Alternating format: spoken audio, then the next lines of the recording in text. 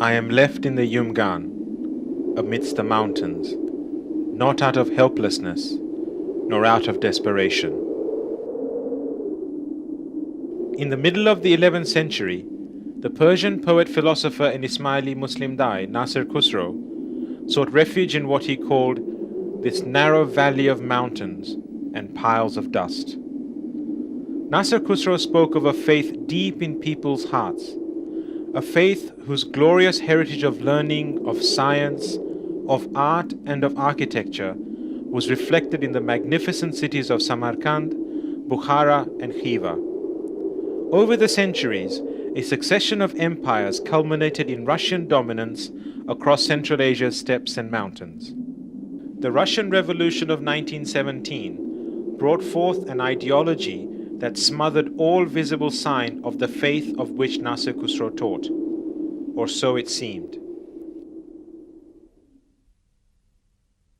In the twilight years of the 20th century, as the huge landmass that made up the Union of Soviet Socialist Republics fragmented itself into independent nations, the peoples of Central Asia, who included the inheritors of the tradition of faith and intellect left behind by Nasir Khusro, found themselves in the midst of dramatic and disruptive changes. For the people of Tajikistan, the independent republic which emerged at this extremity of the former Soviet Union, the civil strife which followed a painful political and economic transition was made worse by the problems of geographic isolation. What resulted, especially for the population of the country's remote hinterland of Badakhshan, was a serious humanitarian crisis which began in the winter of 1992.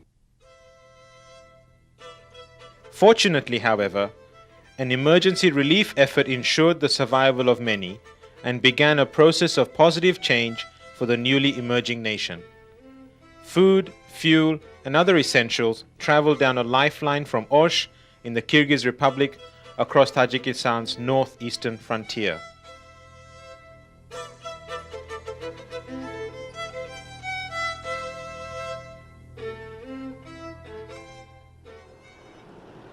The spring of 1995 thus brought renewed hope for the beleaguered people of the region, not just because the relief effort was being supplemented by a long-term development program, but also because, for the inheritors of the tradition of Nasir Khusro, the Ismaili Muslim Jamaat of Central Asia, it would bring the first formal encounter in their recorded history with their Imam-e-Zaman. Whilst Hazrat Imam continued his official and institutional engagements, the Jamaat proceeded with preparations for their historic mulaqat.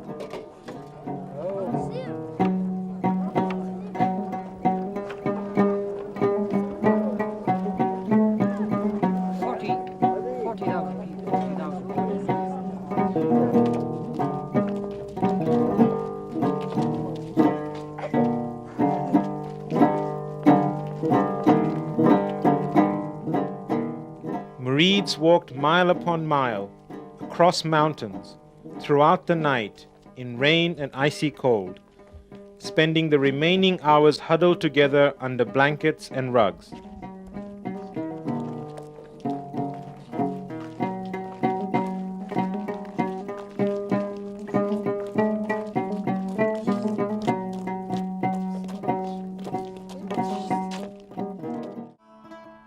As the morning mist rose and hours turned to minutes, the assembled Jamaat at Porshniev, on the outskirts of Khorog, sat with the patience of 1,000 years since Nasir Khusro first set foot in Badakhshan, awaiting their Imam in contemplative anticipation.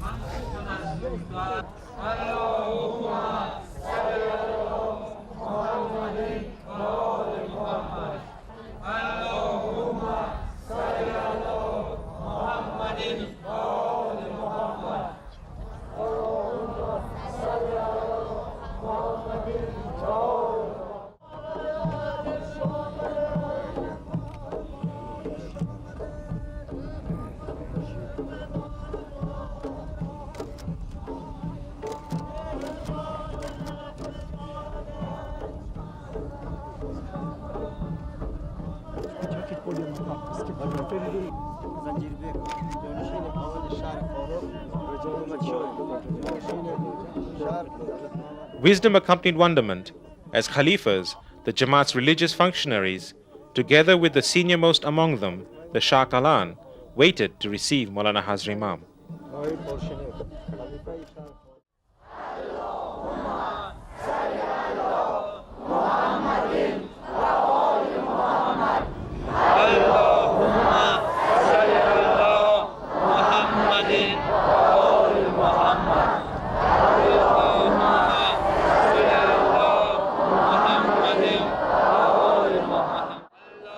Here, as in Ish Kashim a few days later, Maulana Hazrat Imam's Irshad was heard by members of the Jamaat gathered together across a narrow stretch of river on the northern border of Afghanistan.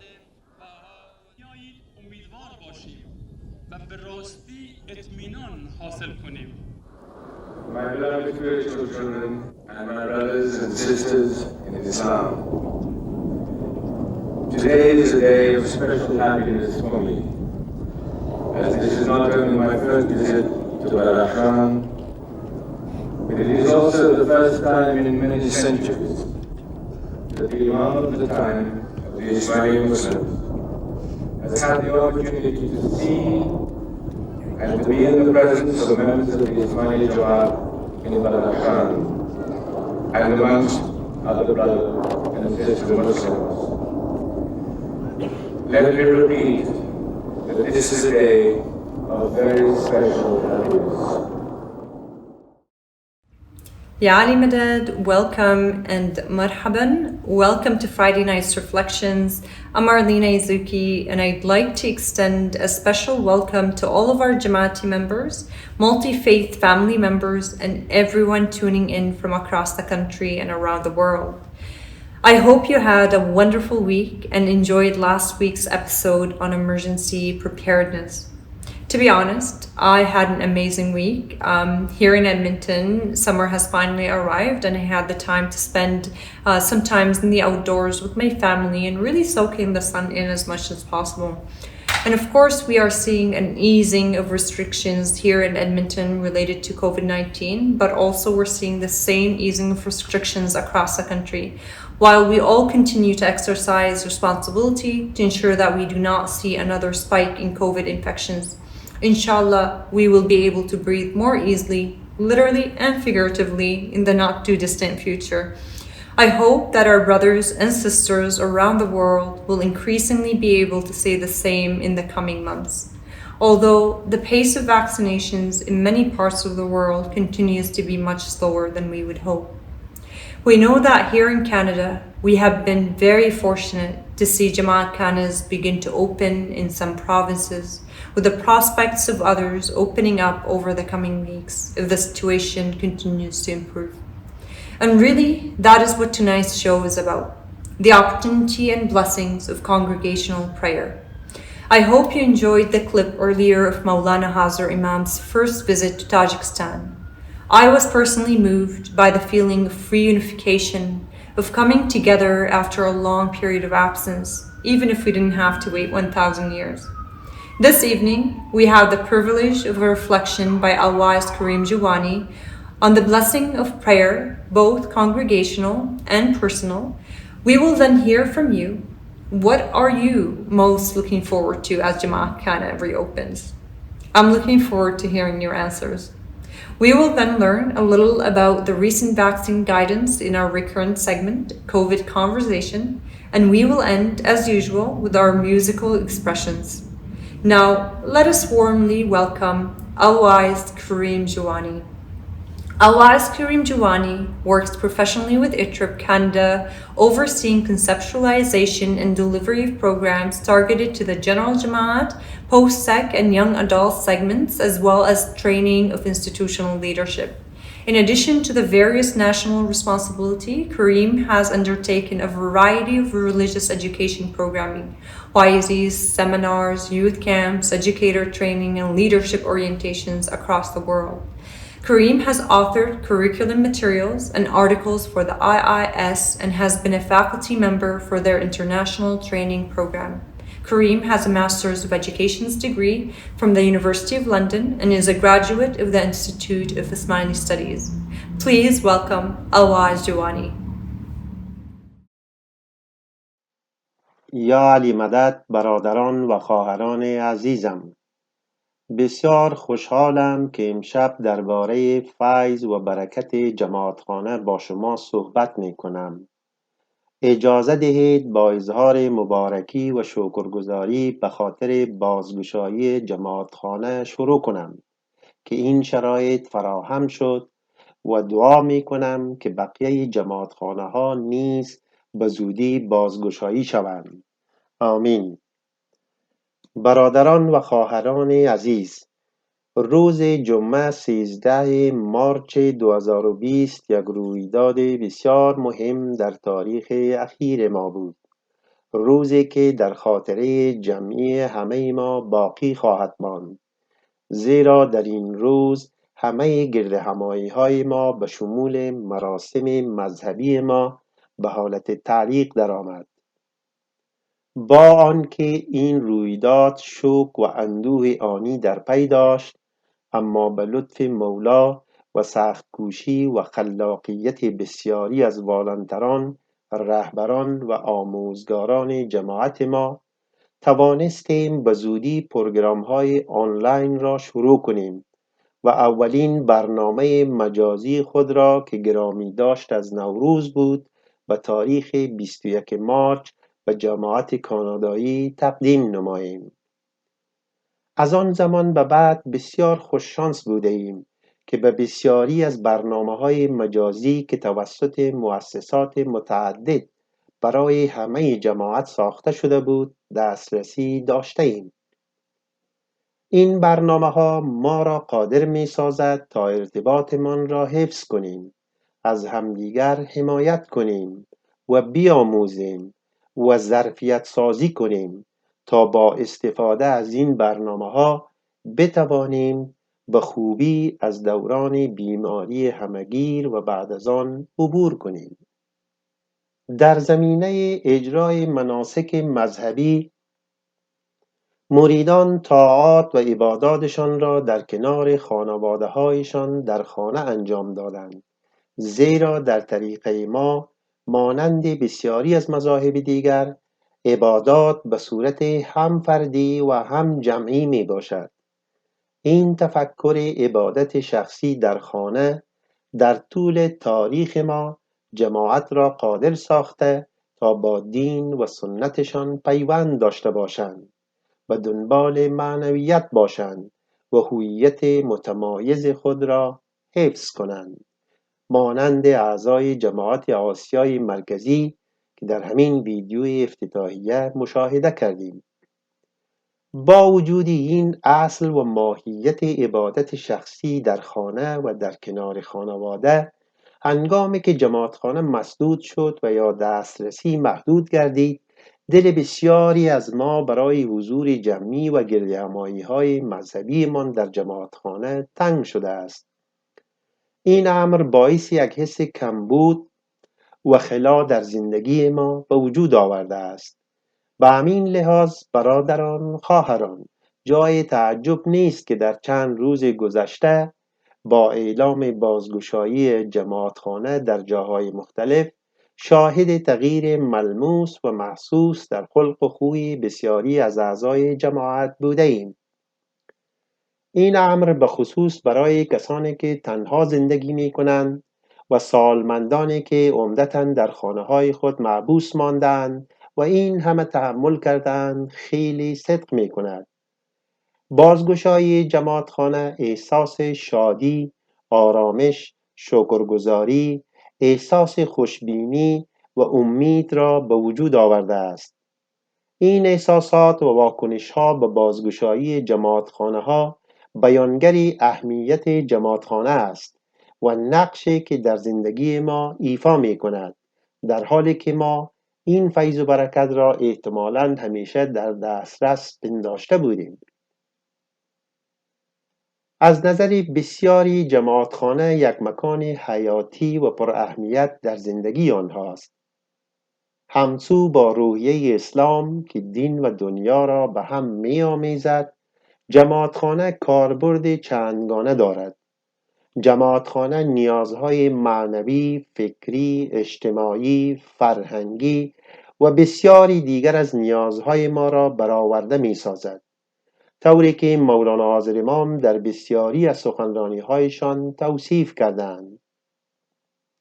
جماعتخانه محلی برای گردهمایی‌های مذهبی، نظم، صلح، آرامش، عبادت و دعا، امید و اطلاع انسانیت، برادری و روشندلی معنوی است. برای بعضی جماعتخانه پناهگاه روح انسان است. از نظر طریقت جماعتخانه برای برخی به عنوان مکان تجلی نور خدا تفسیر می شود. بر اساس تعبیر قرآن کریم در سوره نور آیه 36 چنین آمده است، نقل قول: این نور در خانه‌هایی است که خدا اذن داده شأن و منزلت و قدر و عظمت آنها رفعت یابند و نامش در آنها ذکر شود. همواره در آن خانه‌ها صبح و شام او را تسبیح می‌گویند. ختم نقل قول. بنابراین در این فضا است که نور همیشه وجود دارد و ما سعی می‌کنیم که پیوند شخصی و معنوی خود را با مرشدمان تقویت کنیم. برادران و خواهران، هنگامی که ما با سختی‌ها، دردها و رنج‌ها مواجه می‌شویم، به جماعتخانه می‌رویم و برای رفع سختی‌ها و تأمین صلح، آسایش و برای غلبه بر مشکلات خود به آستان مشکل کشا دعا می‌کنیم. جماعتخانه همچنان مکانی است برای اجرای مراسم و هنگام رویدادهای مهم در چرخه حیات ما، مانند تولد، ازدواج و مرگ. در زمینه اهمیت اجتماعی جماعتخانه باید فراموش نکنیم که بهترین چای در جماعتخانه میسر است که همه ما برای آن دلتنگ شده ایم و انشالله در آینده نزدیک به آن میرسیم. برای برخی جماعتخانه مانند مرکز یا پایگاه و لنگرگاهی زندگی است که باعث ثبات، راهیابی، امید و تأثیرگذاری بر همه ابعاد زندگی ما می شود و کیفیت زندگی ما را ارتقا می بخشد. جای تعجب ندارد که پیرصدگور نور جماعتخانه را با استفاده از استعاره زیر چنین توصیف کرده است: جماعتخانه مانند دریاچه‌ای است که در آن مرواریدهای گرانبها یافت می شود.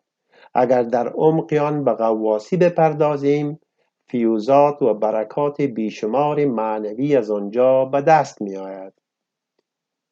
بنابراین جماعتخانه واقعاً یک نعمت و یک برکت است، یک هدیه گرانبها است که توسط امام زمان به ما اعطا شده است.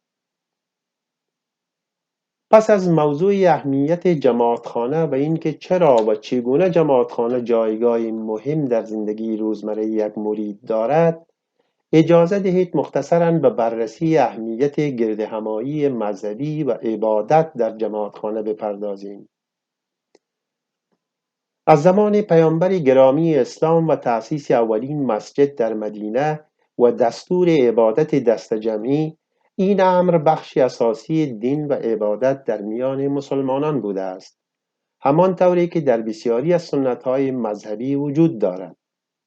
بر علاوه دستور قرآن درباره عبادت‌های دست جمعی، احادیث نبوی نیز در فضیلت طاعات و عبادات جمعی وجود دارد که در آن ثواب عظیم نهفته است و مسلمانان را تشویق به این امر می‌کنند.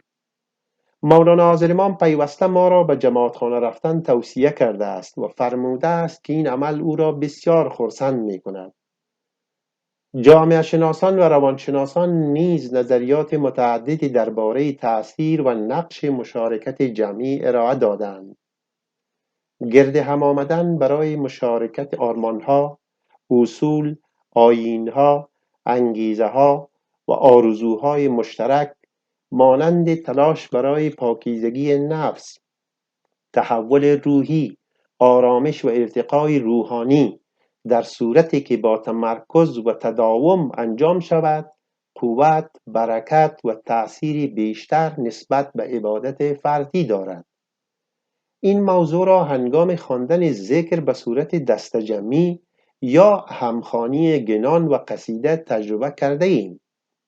شاید این موارد فوق بتواند ما را در درک و معنی این حدیث بیشتر یاری کند که پیامبر فرموده است فضیلت عبادت در جماعت 27 بار بیشتر از عبادت فردی است. علاوه بر این مشارکت جماعت به اشتراک گذاشتن نمادها، اصول، آرمانها، اجرای آداب و رسوم یکسان، معانی یکسان مانند داشتن یک زبان مشترک است که باعث ایجاد احساس اتحاد، احساس تعلق اجتماعی و احساس هویت مشترک می شود. برادران و خواهران، 15 ماه گذشته تجربه‌ای بود که ما در طول زندگی خود مانند آن را ندیده بودیم که تأثیر آن در هر گوشه و کنار جهان و در همه جنبه‌های زندگی ما مشهود است. بیماری همگیر درس‌های زیادی را به ما آموخته است، از جمله درک واقعی از آسیب پذیری وجود جسمانی ما. درس‌هایی در مورد آنچه زودگذر است و می‌تواند در یک چشم به هم زدن از بین برود و فرق آن با آنچه ماندگار است و اهمیت جاودانه دارد. ما نقش دین و جامعه را برای ایجاد امید، آرامش، قوت و توانایی گذر از سختی‌ها درک کردیم. بیایید در راه دین و ایمان خود ثابت قدم باشیم. ایمانی که به ما کمک کرده است در 15 ماه گذشته بر مشکلات غلبه کنیم و همچنان مناسک مذهبی خود را چه در سطح شخصی و فردی و چه به صورت جمعی در جماعتخانه هایی که مولانا حاضر امام برای ما ارزانی داشته است انجام دهیم. بیایید به خواسته های امام عزیزمان پایبند بمانیم تا اعتقاد و ایمان راسخ داشته باشیم، نه اعتقاد تقلیدی، و از شرکت در جماعتخانه غافل نباشیم. با اجرای منظم مناسک مذهبی، حمایت متقابل، هدایت مداوم، لطف، مراقبت و با بودن دست حامل نور بر شانه های ما، همان طور که مولانا حاضر امام فرموده است، ما قوی‌تر و مقاومتر خواهیم شد، چنانچه تاریخ 1400 ساله ما شاهد آن بوده است. پیام مولانا حاضر امام به جماعت جهانی، نقل قول: امیدوارم جماعتم با شجاعت و امید به آینده نگاه کنند. رعایت سنت دیرینه وحدت، سخاوتمندی و حمایت متقابل است که همیشه به جماعت توانایی بخشیده است تا از نسل به نسل بعدی به سوی جایگاه بلندتری توانایی و مقاومت حرکت کند. فرزندان روحانیم باید توجه داشته باشند که این اصول مذهب ما است که در زمانهای سخت برای ما مایه آرامش و تسلی خاطر است. من همیشه با جماعتم هستم و هر یکی از شما، فرد شما، در قلب، در افکار و در دعاهای من هستید. 23 می 2020. برادران و خواهران عزیزم، تشکر از توجه شما. یا علی مدد. Thank you, Alwaez, for those inspiring words. And now let's hear from some of you. We asked the questions: what are you looking forward to as Jamatkhanas open? And what was your favorite programs as we were physically distanced? Let's hear some of your thoughts. What I'm most excited about in relation to Jamatkana's reopening is getting back to that communal sense of happiness, that happiness of being together again. While praying at home with family has been a unique experience, getting back to Jamatkhana together with other members of the Jamaat promises to be an exciting experience. And while we'll all be wearing masks, I look forward to looking each other in the eyes and seeing the smiles and happiness in our eyes. Is when we all get to say prayers, dua, ginan together. I think what I'm most looking forward to as Khane returns is being able to participate in that congregational prayer, and in particular get to hear some of those amazing ginans. Because as my family can unfortunately attest, my singing voice over here is not all that great. And mine is Chine cookies. I love the cookies too. I miss being in a sacred space, a space where we can put all our worldly matters aside and find moments of stillness and peace. I miss the magic of congregational prayers, the beautiful recitations of ginans and farmans in familiar voices. ਜਦੋਂ ਦਾ ਜਮਾਤਖਾਨਾ ਬੰਦ ਹੋਇਆ ਦਾ ਮੈਂ ਜਮਾਤ ਨੂੰ ਬਹੁਤ miss ਕਰਨੀ ਆ ਕਿਉਂਕਿ ਅਸੀਂ ਇੱਕ ਦੂਸਰੇ ਨਾਲ ਮਿਲਨੇ ਸਾਂ ਦਿਲ ਦਾ ਹਾਲ ਸ਼ੇਅਰ ਕਰਨੇ ਸਾਂ ਮੈਂ ਜਮਾਤਖਾਨੇ ਦੀ ਖਿਦਮਤ ਕਰਨੀ ਸਾਂ ਦਿਲ ਨੂੰ ਬਹੁਤ ਸਕੂਨ ਮਿਲਦਾ ਸੀ I want to sing and Khane. Hooray! We are eagerly waiting for the Jamatkana reopen and also looking forward for the in-class BUI as well. Teachers are doing excellent job engaging and helping students online, and the in-class return will make a huge improvement in students' religious education. I am most looking forward to seeing friends and family and saying dua all together. Every day that Jamatkhanas were open, I could regularly find peace there. And when Jamatkhanas were closed, I missed that. As for me as senior, I'm very excited about the reopening of our Jamatkhanas because it gives us all an opportunity to go for regular prayers, participate in the ceremonies, and it just makes you feel so charged up. Besides, it also gives us hope for better times to come with increased numbers and inshallah an end of the pandemic by the end of summer. दुनिया डूबते बाबा आई दिए जल्द जल्द ख़त्म हो जाए और असी दोबारा एक जमात होकर जमात खाने मिलिए आपस में और एक दूसरे नाल हंसी खुशी नाल मिलिए.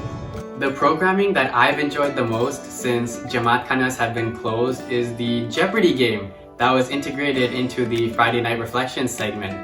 It was really nice to see youth across the country work together to deliver programming for our Jamaat. It was also really nice to see the ISAs across the country coming together in a spirit of friendly competition and probably connecting even more so than they would have, before the pandemic. I think my favorite programming over the past year while Khanes were closed was probably the Laylatul Qadr event. I found it super interesting to not only learn about the significance of some of the rites and passages, but also to learn about the history of the event and why we celebrate it. A lot of programs were created when Jamatkana were closed last year, and one of my favorite and also other Jamati members' favorite was the program of Laylatul Qadr. It was very well organized with beautiful recitation of ginans, qasidas and tasbih and some excellent voices. Overall, it was very peaceful and enlightening experience. I would say Friday Night Reflections I enjoyed, the Eid al-Fitr and the Laylatul Qadr. One of my fondest memories of Jamatkhana is when I became a volunteer. That has been a life-changing experience for me. In all my opportunities of volunteering, I have only learned and evolved to be a better person. And our favorite program to watch when we were in lockdown was Friday Night Reflection on Fridays and also the Ismaili TV. One mine is Laylatul Qadr and New Year's Eve. I've enjoyed the ones organized by the CFTE with the musicals and some very informative and educational talks by very good speakers. My fondest memory in my home Jamatkana when I was growing up was that feeling of belonging, where you could talk to anyone and connect with anyone when Kane ended. And that feeling of belonging was very special to me. So nice to hear from you on what you were excited about. I agree. Friday Night Reflections has been great, but I've really enjoyed seeing our talented Ismaili artists through Ismaili sound. This past week, there has been updates on vaccine doses. To help us understand these changes and how they can affect us, we return to our recurrent segment, COVID Conversations.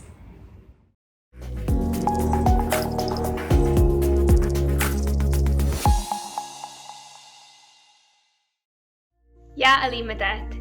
With the reopening of Jamatkhanas this past week, we see a new hope on the horizon of a return to normal.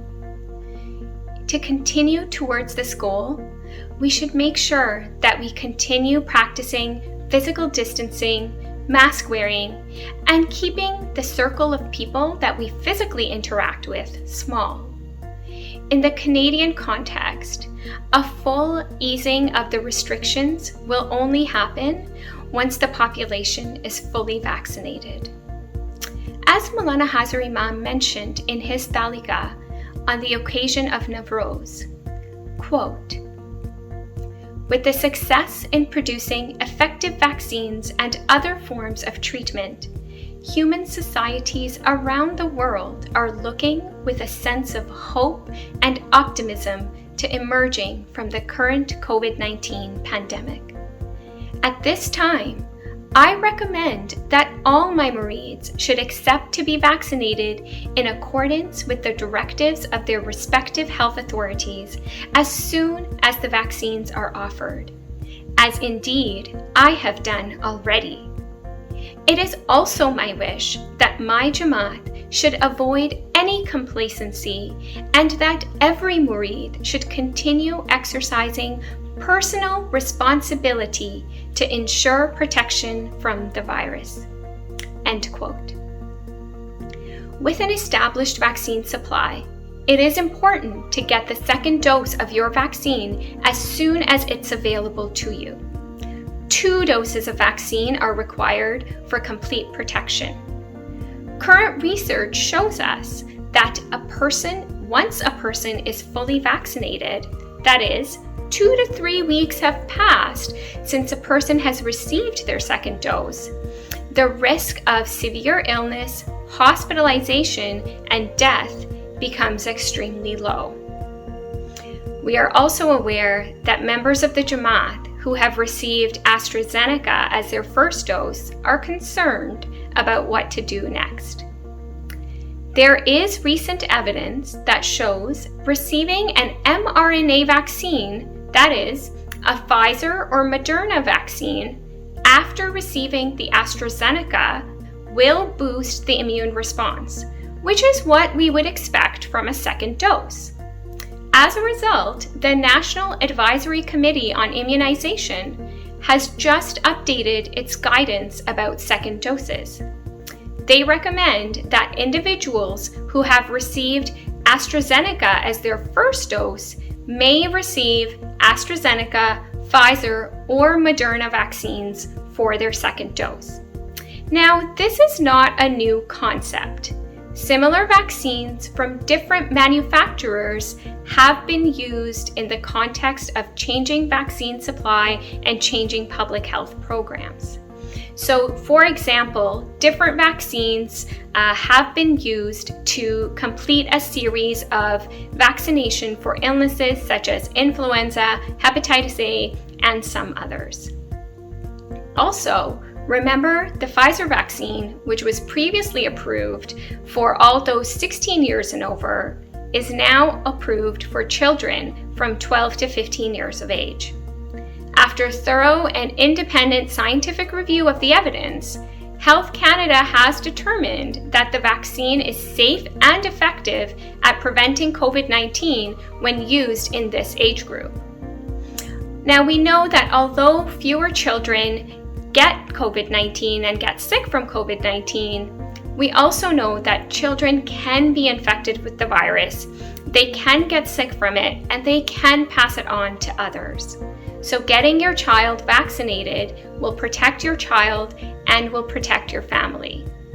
As a result, vaccination is now recommended for all individuals 12 years of age and older.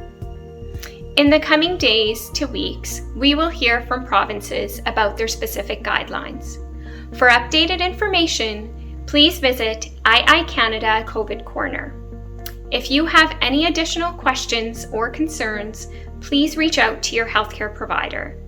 If you need assistance in finding a provider or have other questions about the vaccines, please contact the Access Line.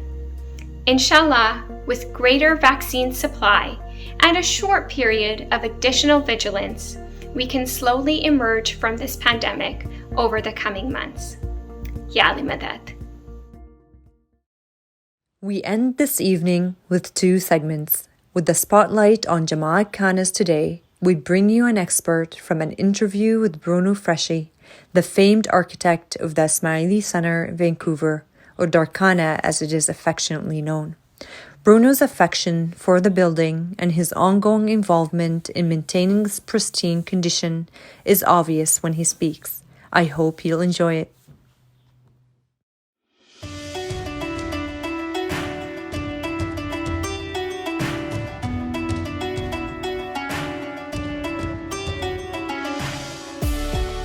What I've found, having done 1,000 tours, once people hear this, they go in, and then I catch them rubbing the wood, or they're trying to touch it, trying to find what all this means. Why isn't this legible? And I have to explain that ambiguity gives birth to curiosity, and curiosity gives birth to spirituality.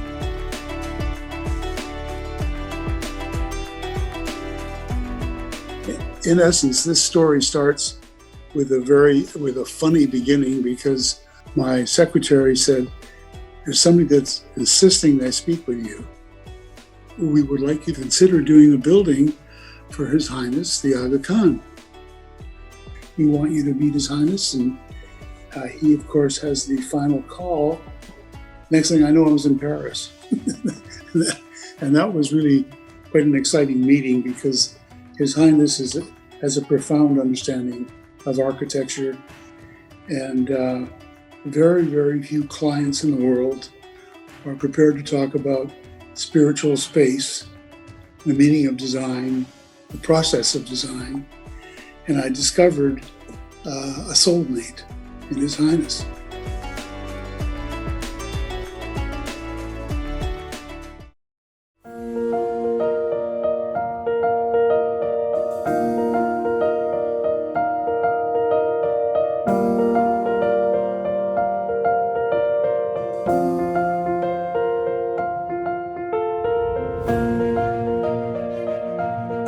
As the first Jamatkana in North America, it carried the responsibility to become a symbol in and of itself. The Jamatkana did achieve that quality, but that was a stated first principle. The second was that as a landmark, it was to be iconic. And the point of talking about symbolism and iconic qualities is that it has to relate to generations yet to be born. But this building had to be a fusion of Ismaili historical character, Islamic historical character, and contemporary Canadian environment. So that leads us to the real conceptual phase, that in spiritual architecture, one goes in to go out.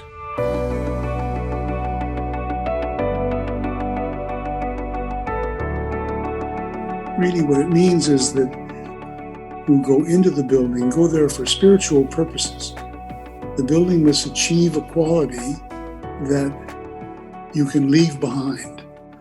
So you go in to literally and spiritually go out. That was a principle. So first, create beauty. Everything was about beauty. but to that idea enables one to enter the realm of spirituality. It frees you up. In that sense, you need the building to get that, but then you don't need the building anymore because you're free of the building. And that this narrative of the site begins as you turn off Curl Avenue and you come in, and there is this confusing point of entry. Do I go left or do I go right? Confusion gives birth to question.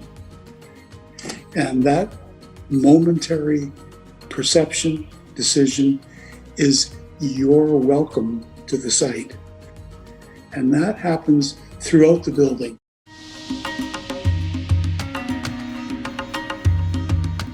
The octagon, the magic of the octagon. If you put them together, they nest together and leave a square between them.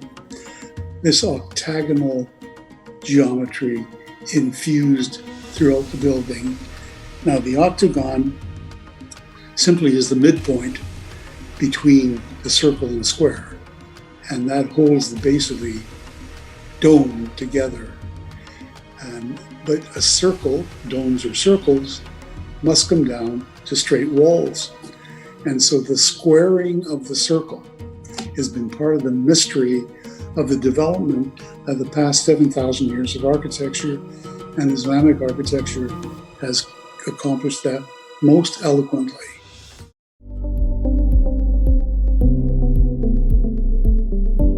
Earlier I talked about the principle of this indelible, symbolic, iconic presence of a building for a new community. And so I decided that all the materials would be of the earth. And to celebrate that gave birth to the concrete, it gave birth to the sandstone, and the various uses of glass in the building. We were able to celebrate materials which are very permanent. And we were able to clad the entire exterior and paint the octagonal pattern in the courtyard with sandstone is even more beautiful in the rain than when it's dry, than less beautiful. It rains in Vancouver. In a spiritual building, one has to capture light, but more importantly, you have to celebrate light. So those large windows are really not windows at all, they're lanterns. So we put the glass out in the light, and so it glows inward and then gives contrast for the iconography which is on the glass. At the lower faces of that piece that protrudes out, it's sloped 45 degrees. And we fired the iconography on both sides of the glass. The aberration between the inside print and the outside print on an inch-thick glass vibrates visually. At nighttime, when the artificial lighting is on the interior, looking out, the light glows gold. This is really the celebration of light, celebrating something which is extremely important and permanent in our architectural environment, and that Islamic architecture historically has really consistently awakened us to the surface of buildings. When I was invited to Paris after the appointment, we had, I think it was 2 or 3 different sessions with His Highness, which were very personal, very direct. And he had just begun this large global project of building the Jamatkana. And he had completed the London Jamatkana. So we toured that. But what I discovered was that His Highness has an architectural gene. And he is, in fact, I call him an architect. He denies it, but anyway, I thought he was very, very, very receptive and very responsive to all the big ideas that we were trying to talk about. You can't talk about these with anybody. You gotta be there. And so those ideas were central to the whole conception of the building. And he was really a magnificent client in that sense. The most important dimensions, which I mentioned earlier, were the conversations we had around sacred space, something that's not understood by a lot of people, but what every religious building should try to achieve.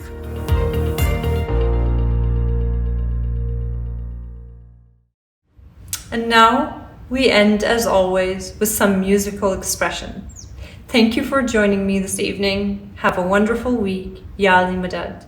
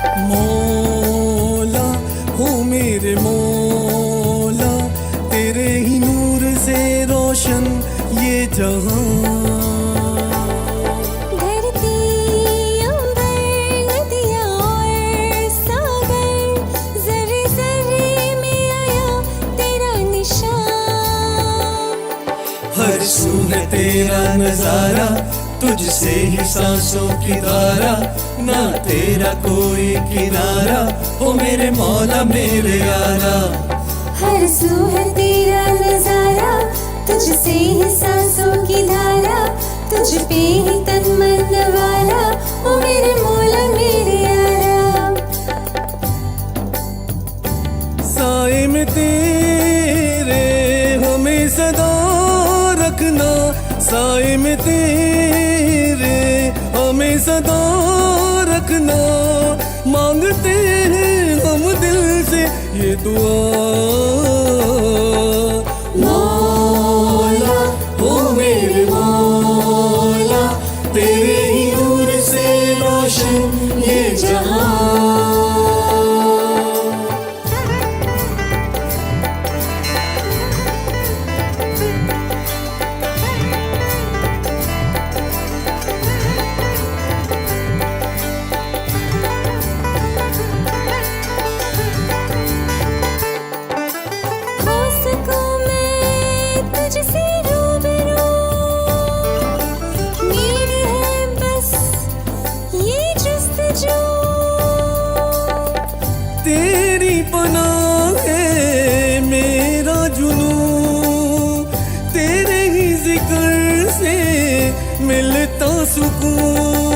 रंग में तेरे रंग जाऊं गीत खुशी के संग गाऊं नूर का जाम पिला दे साकी मस्त मलंग हो जाऊं रंग में तेरे रंग जाऊं गीत खुशी के संग गाऊं नूर का जाम पिला दे साकी मस्त मलंग हो जाऊं साए में तेरे हमें सदा रखना साए में तेरे हमें सदा रखना मांगते हैं हम दिल से ये दुआ मौला ओ मेरे मौला तेरे ही नूर से रोशन ये जहां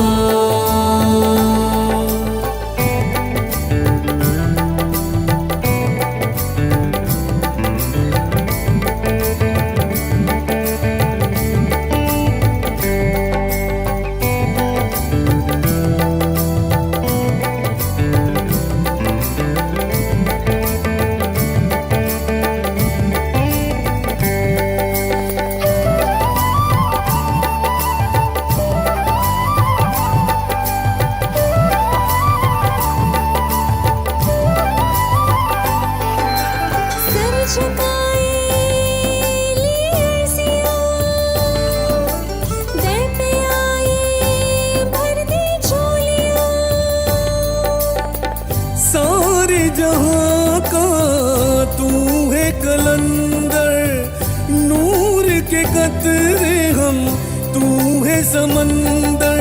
तेरी चाही मेरी चाहे, होगा बस जो तेरी चाहे। हाथ मेरा थाम ले तू, बस मेरी अब ये दुआ है। तेरी चाहे मेरी चाहे, होगा बस जो तेरी चाहे। हाथ मेरा थाम ले तू, बस मेरी अब ये दुआ है। साए में तेरे हमें सदा रखना, साए में तेरे हमें सदा रखना। मांगते हैं हम दिल से ये दुआ। मौला ओ मेरे मौला, तेरे ही नूर से रोशन ये जहां। धरती अंबर नदियां और सागर, जर्रे जर्रे में आया तेरा निशान। हर सू है तेरा नजारा, तुझसे ही सांसों की धारा। ना तेरा कोई किनारा, हो मेरे मौला मेरे यारा। हर सू है तेरा नजारा, तुझसे ही सांसों की धारा। तुझ पे ही तन मन नवारा, ओ मेरे मौला मेरे यारा।